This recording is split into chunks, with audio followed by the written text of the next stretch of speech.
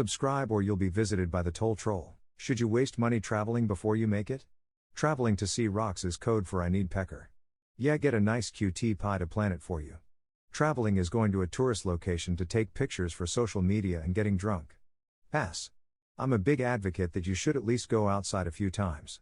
I love to travel, it's amazing to see the world and it feels like you can just relax and not think about anything but having a good time.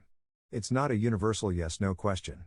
Some people want to have changes in scenery and some people want to just stay in their rooms all day. Both are perfectly fine. I used to take at least one big trip a year, but with how ludicrously expensive everything is now, it isn't economically worth it. As to why it appears women do most of the planning, it is because they throw those fake fits whenever you suggest something. It isn't worth trying to reason with these people that aren't capable of making up their minds. I've had so many cases like this, it just isn't worth the effort. Travel changed my life for the better. I meet more men traveling than women. I disagree with the OP Picks assertion. As a man, the only valid reason to travel is to have sex with the local women in the country you are visiting. No other point. Men don't travel unless there's some actual reason to do so. There's no point to flying out to some random dumb island to take the same pictures everyone else takes and drink cocktails and then flying to some other dumb island to do the same exact thing all over again. National parks are good. Pristine air and very clean. Best of all, undesirables are filtered by them because the rangers actively crack down on bad behavior. Assateague National Seashore was pretty cool. There's wild horses that wander around the beach and parking lots. Why spend money traveling when you can buy a meme coin and lose all that money? Men travel plenty, there's not a wild difference. I just took 6 months off work precisely to travel around East Asia.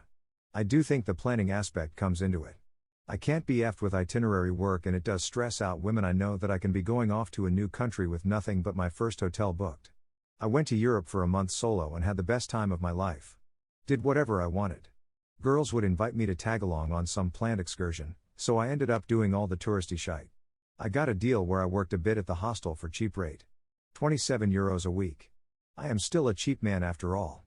Travel is the only thing you buy that makes you richer. Men don't. Insert roasty hobby here. Enough because men, percentage, are incels, percentage. Men need to spend more money on women activities. Actually, men should give all their money to charity, because I wrote this article and work at a non-profit and they pay me $220K a year to bring up men, and it's just not okay if men don't like traveling. The system is here and always will be here, so it's time to whip out the credit card and spend on hotels and plane tickets. The science says so. I've literally never met a single woman they paid more than 20% of any given trip. It's always either a completely free ride given to her by her father or sugar daddy, or she's whoring herself around couch surfing from place to place while all the simps buy her food and shite.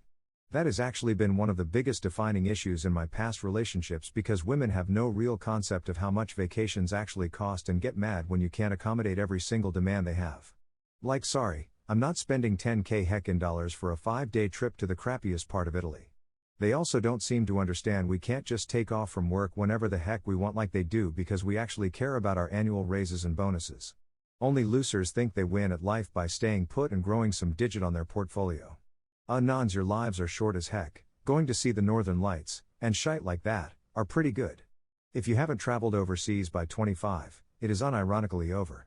You'll never experience the peak of youth. No amount of money will ever be worth young love. You can get more done in a year with a Twitter account and plane tickets than just about anything else. Not traveling to Manila for prime 18-year-old pink snapper.